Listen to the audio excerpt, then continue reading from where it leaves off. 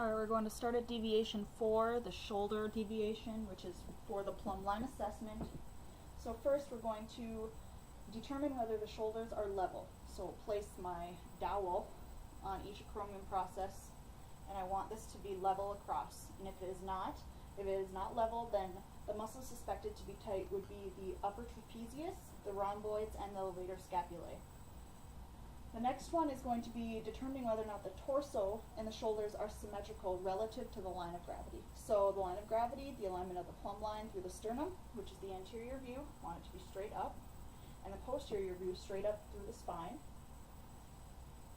And if the asymmetry is not in the midline, or is in the midline, asymmetry to the midline, the lateral trunk flexors would be the tight muscles. Next would be to determine whether the scapulae and our arms are internally rotated. So from a posterior view, if the vertebral and or inferior angle of the scapulae protrude outward, it indicates an inability of the scapulae stabilizers, mostly the rhomboids and the serratus anterior, to hold the scapulae in place. And then we're going to look at anterior view. If the knuckles or the back of the client's hands are visible when the hands are positioned at the sides, generally indicates internal rotation. So regular would be this, internal rotation is this, so you can see my knuckles and my hands. Muscles tight then would be the serratus anterior scapulae, scapulohumeral muscles, and upper trapezius. And then for medially rotated, it'd be the pectoralis major, latissimus dorsi, and the subscapularis. The last part of the shoulder is going to be determining whether or not the spine exhibits normal kyphosis or whether there is insufficient or excessive kyphosis. So when the client is standing here, you want to run one hand gently up the thoracic spine between the scapulae and the spine should exhibit a smooth, small outward curve. And if I have a depressed chest where this is not a smooth curve, the shoulder adductors, pectoralis minor, rectus abdominis, and internal oblique would be tight muscles. So if I have a normal kyphosis, there is just a flat or sunken back here.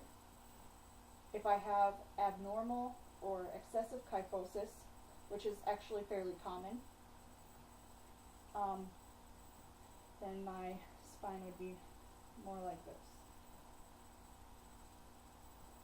Then is deviation number 5 is the head position. So my earlobe should align approximately over the acromion process. So standing here, I want my head to be right back here, earlobe straight down to the acromion process. Deviations of that, it would be if I had a forward head position, which would make my head way up here, where the plumb line would be too far forward. And the muscles that would be tight would be my cervical spine extensors, upper trapezius, and my levator scapulae. And good posture again, like this. The plumb line would be straight, and then straight this way, back by my acromion process and my earlobe. And forward head position would be, the plumb line would be behind my ear,